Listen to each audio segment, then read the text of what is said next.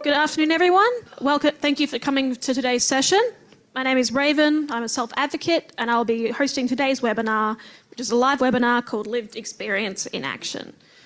Before we begin, I'd just like to acknowledge the traditional owners of the land on which we meet today, which is the Wurundjeri Woiwurrung people of the Kulin Nations, and pay my respect to elders past, present and emerging, and also to any other Aboriginal people who are with us today.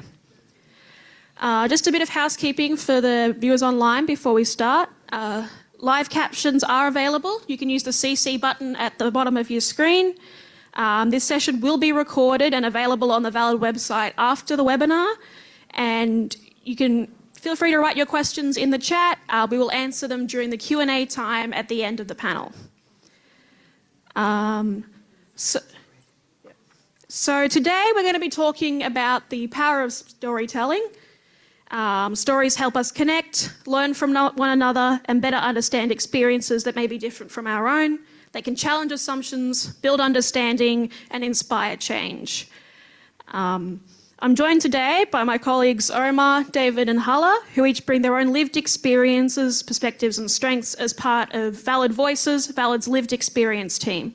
I'd also like to acknowledge Tully, Heather, and Luke, who are in the room with us today, who are also a part of Valid Voices. To begin, I'd like to ask each of the members of the panel a question. Why is storytelling important to you? Maybe David, did you want to start? Yeah, sure. Hello, my name is David. Storytelling for me is important because it's been part of my culture for thousands and thousands of years, and it's been passed down the generations. Thank you, David. It's a very insightful answer. Omar, next, why is storytelling important to you? Because through stories we can tell many different perspectives of certain situations in a way that people can not only understand but also relate to.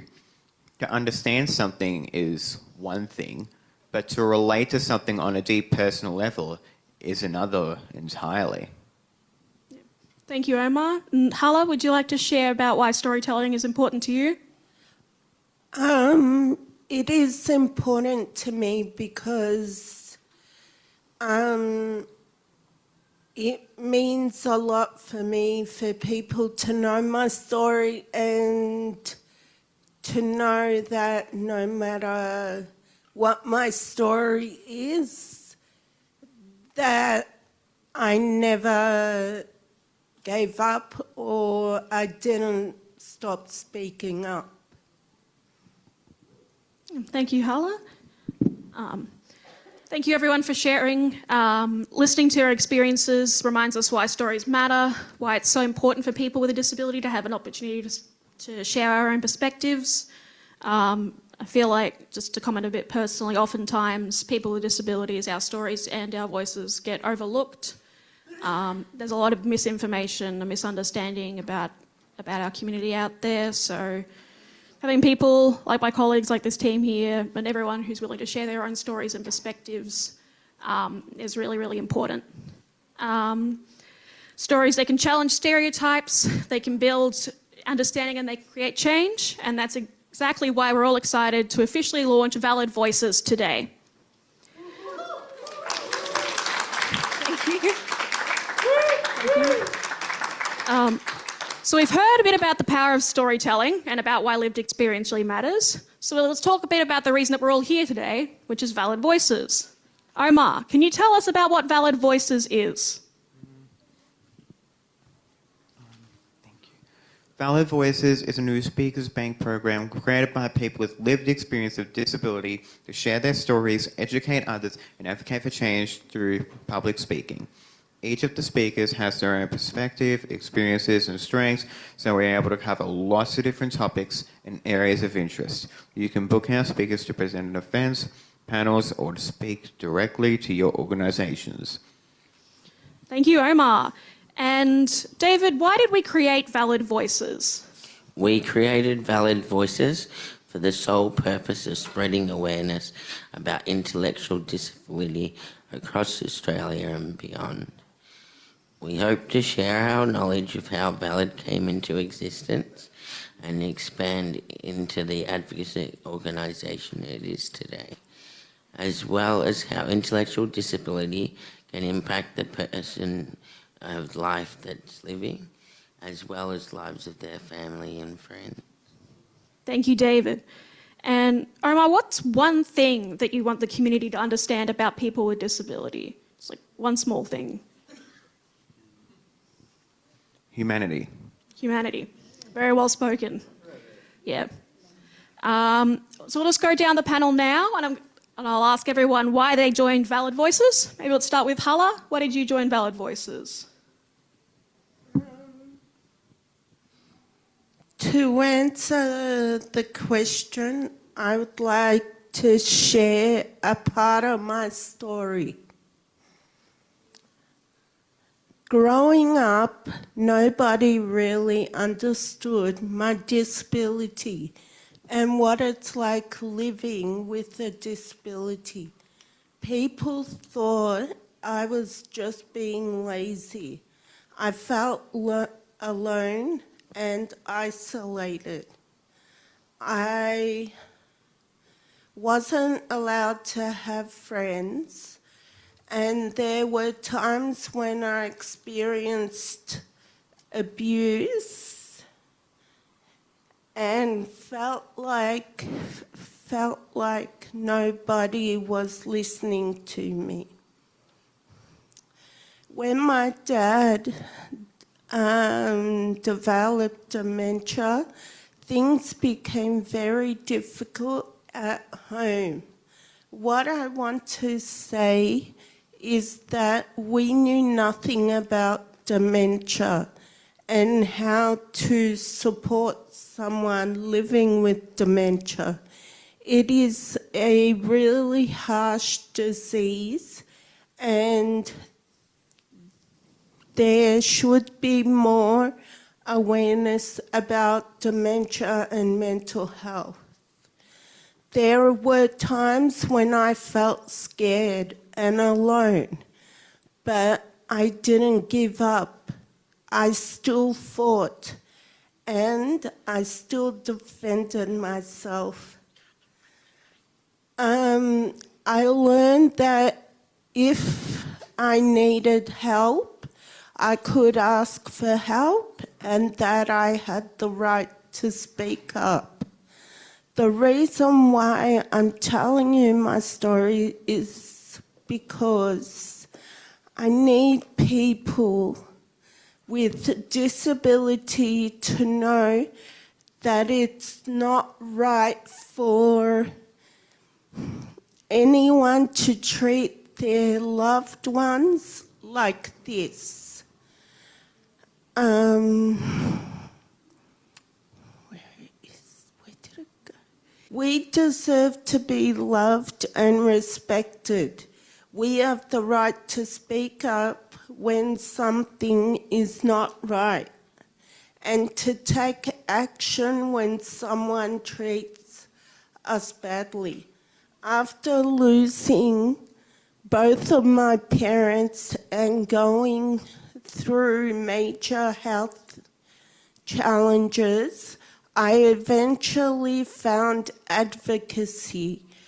I got involved with Valid and was given opportunities to learn, grow, and share my experience. Nothing gave me more confidence and empowerment than having people believe in me.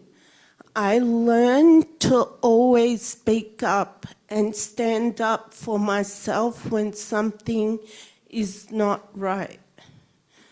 That is why sharing my story is important to me. I hope my story can give others the confidence and empowerment to say no to abuse and to speak up when something is not right. Thank you for listening to my story.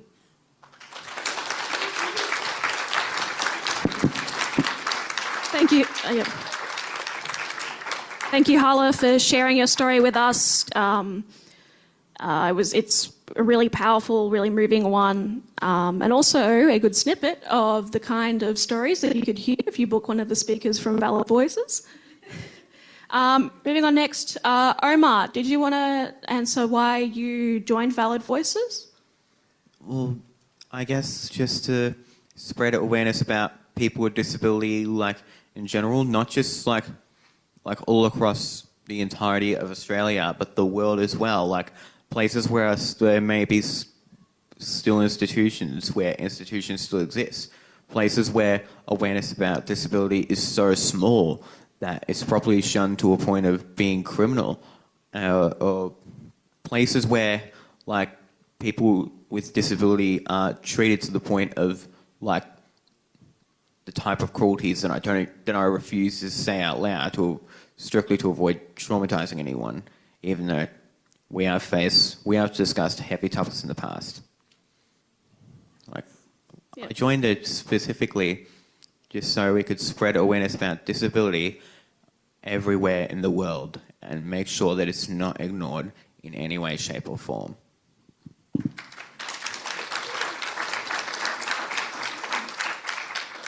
Thank you, Omar. Thanks for sharing the importance of spreading awareness. Next, David, did you want to answer about why did you join Valid Voices? I joined Valid Voices because I wanted to have the opportunity to speak at other events or things that other people want us to speak about on topics that are relevant to me and why they're important. That's why I joined Valid Voices.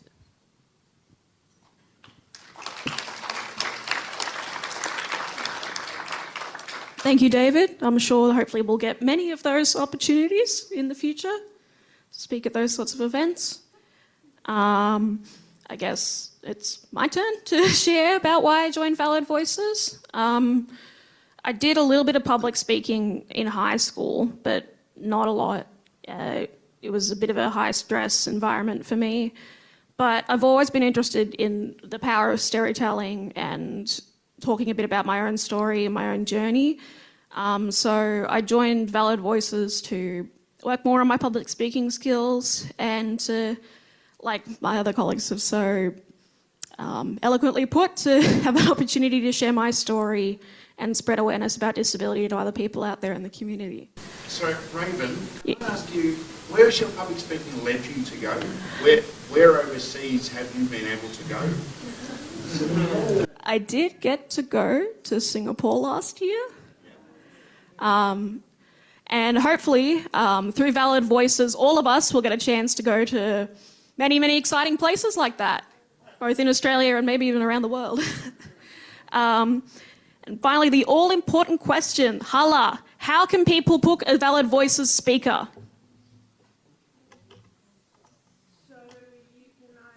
You can send us an email at communications@valid.org.au, or you can call the office. 9416-4003. Thank you, Zoe.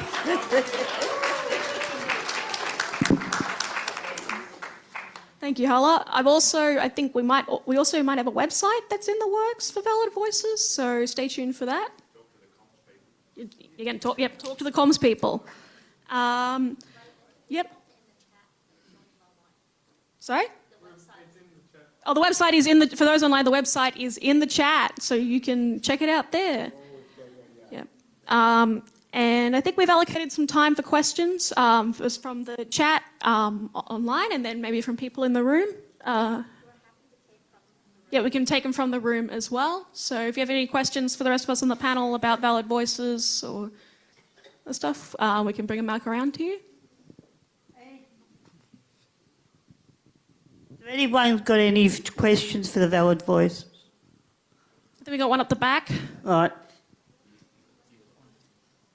Hi, my name is Bella. I just want to start by saying I think this is such an amazing and incredible program, and I think there needs to be more stuff like this out there in the disability community. My question is, how has Valid Voices empowered you and given you more confidence? Like, how has it impacted your life as such? All right, does anyone from the panel want to answer that question?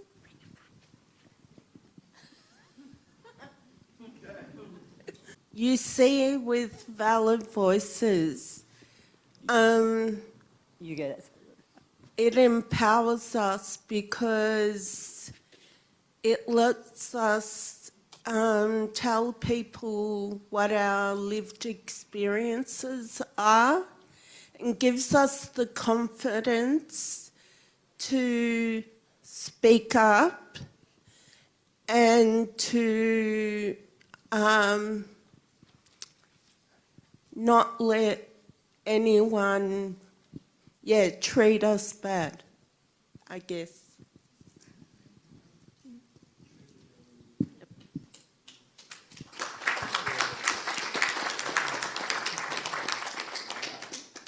Do you have any other questions in the room? Oh, hi, I'm Annette. I want to know how your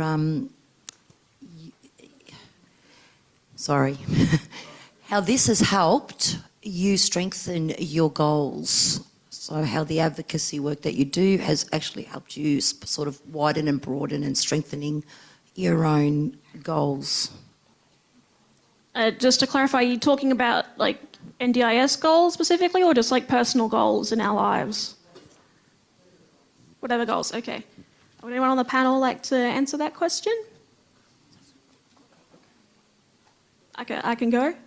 Do it. I guess being a part of Valid Voices and working on that has helped me with my goal of, I guess, stepping out of my shell a bit more. I can be a pretty introverted person, well, outside of work and sometimes inside of work. So doing speaking like this, it's a chance to push me out of my comfort zone a bit more and hopefully open up and be open to more new experiences.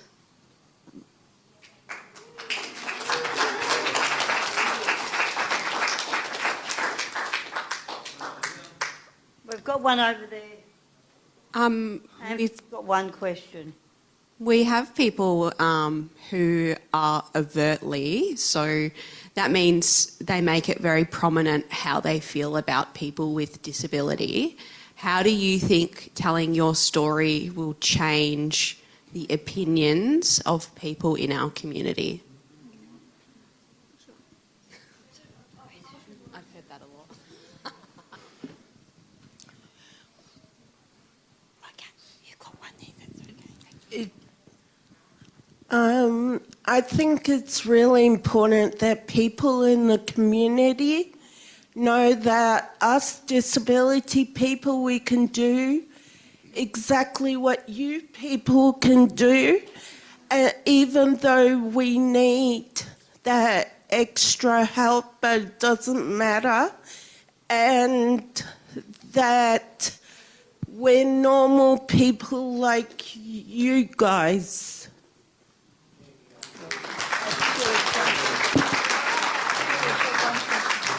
We've got one final question. I have a bit of a question as well. One of my goals is to be an advocate for all people with disabilities. How can I do that? I guess you could practice your own self-advocacy skills and then build on that so you can help other people. And it also depends on what type of advocacy you want to do, because there's different types of advocacy. Thank you.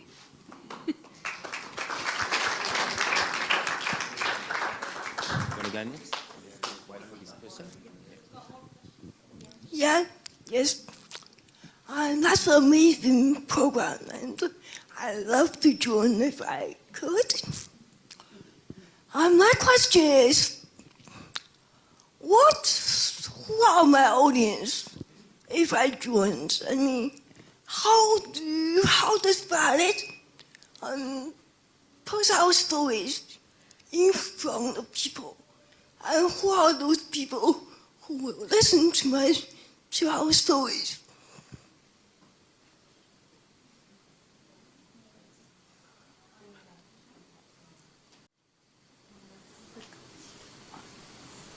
Sorry, can you repeat the question?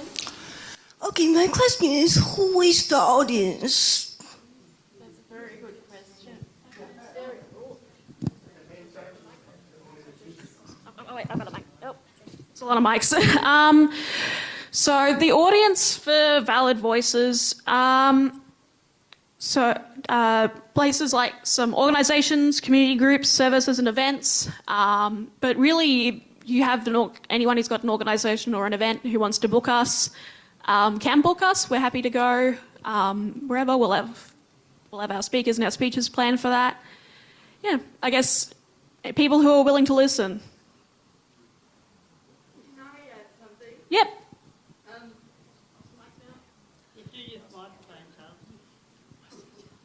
I think it's really important for disabled voices to be heard in the broader community, not just within the disability community. We need to get out there to banks, supermarkets, offices, wherever, because we need to be listened to. Very well said. Anybody more questions? Over there? Yep. At the beginning of the presentation, you described Valid Voices as a speakers bank. If there are self-advocates here today that are interested in getting involved in public speaking and sharing their story, are they able to join Valid Voices? I think I might let Tully answer that one.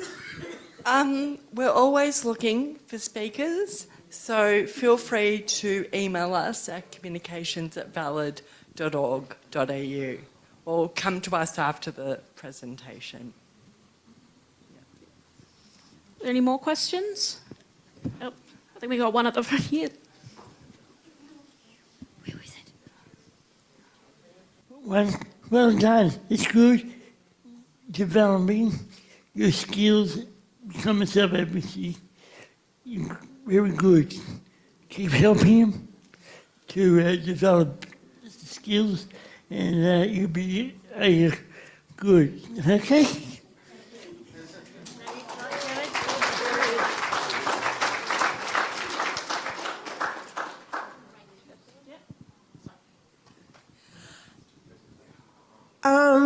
Also, if you want to get involved with Valid, there are networks. We have networks in the northern, western, eastern. True? That's right. And the forum as well, which is every 2 months. So there are ways to get involved. And there's also this conference right now and the Advocacy in Action conference too. Yeah. I meant to say, not just this conference, like the Advocacy in Action conference, but also the Having a Say conference. You know, every Having a Say conference starts the next year and there's a dinner disco dance. Yeah. All right. And the website. Oh, and the Valid website too.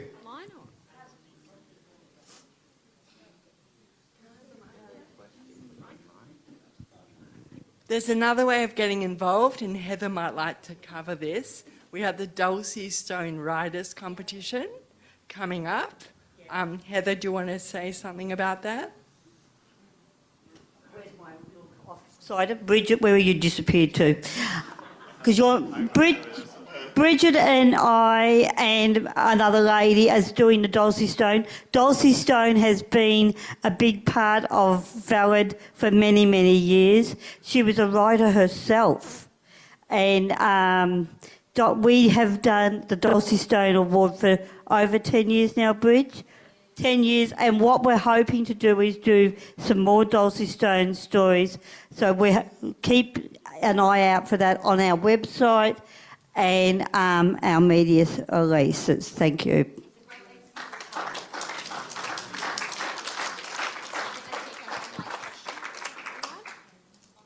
I think we've got some online questions, so I think Johnny's going to read those out. Yes, it is me reading them out. One of the questions is, can you briefly mention some of the training that or trainings that are involved? I think that would be... I can answer that. In regards to training, we've been having self-advocates come to our sessions, people like William Ward Boas, the chair of Valid. We've also had Judy Hewitt, who works at Speak Out in Tasmania, and John McKenna, who you all probably know. So we've been having professional speakers come along and share their stories and be mentors. And Luke and Heather, of course. They did a co-presentation.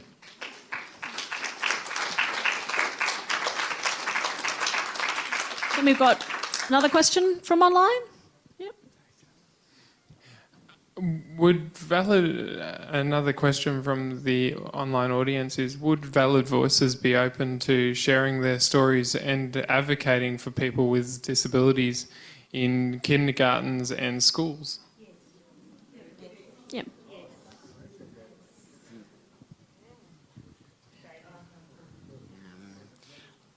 Yeah, I guess we would be happy to do that.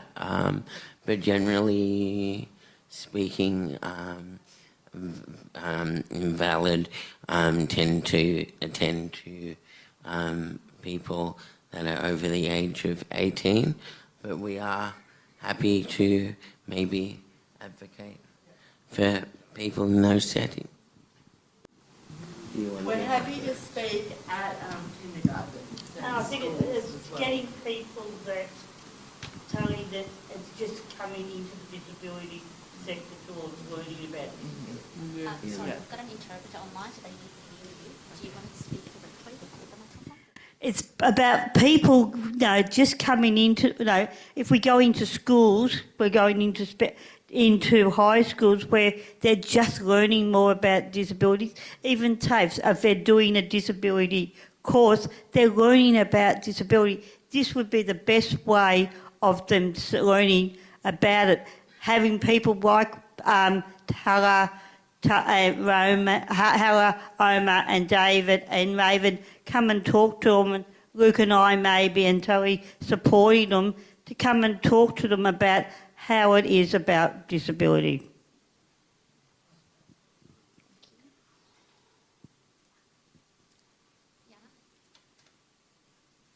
Hi, I'm Yana from Valid. I work in the community development team, and my project is centred in the Surf Coast Shire.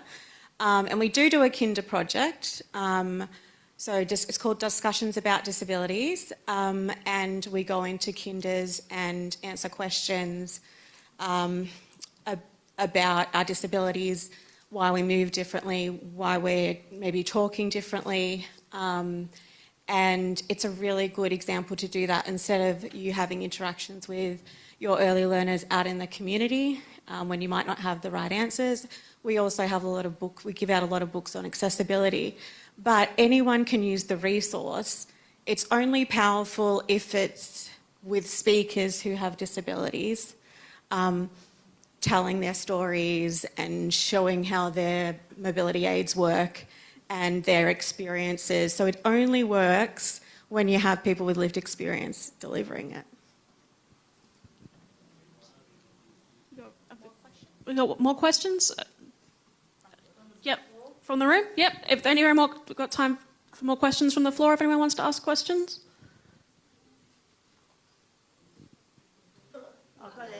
You got a question? Would you it's on. Would you consider primary schools, because you make the kids aware of we're not all the same, we're different. Yep. The differences in primary schools, it's a lot better, because then they're aware and they're not, there's nothing different because they've seen anybody talking differently, looking differently. And it's much better, because I've had a couple of people come into schools I've known, and the kids are so different. It makes them aware. It's much easier.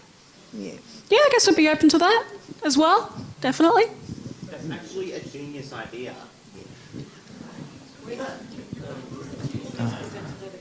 That's actually a genius idea. It could also, in a way, be helpful for them developmentally speaking, because if they learn about these types of differences in their more developmental years, then they're going to be more prepared for this and more accepting of it, developmentally speaking, if that makes sense. Yeah, that's a good answer. And also, it's not just the kids, it's the parents as well. They need to explain to their kids about disability and teach them the right way to communicate and treat disability people. So it's not just the schools that have to do their part, it's also the parents.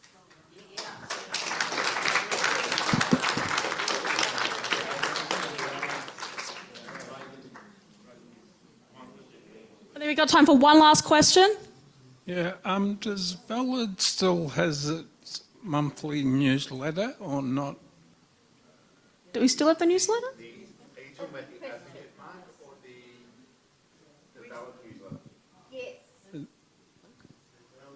So, yes, we do still have both newsletters. We have the Valid newsletter that is for, let's just say, the general public and all our members. And then we have, just to clarify for Mark, then we have an Advocate newsletter that is inside Valid, which is an internal newsletter.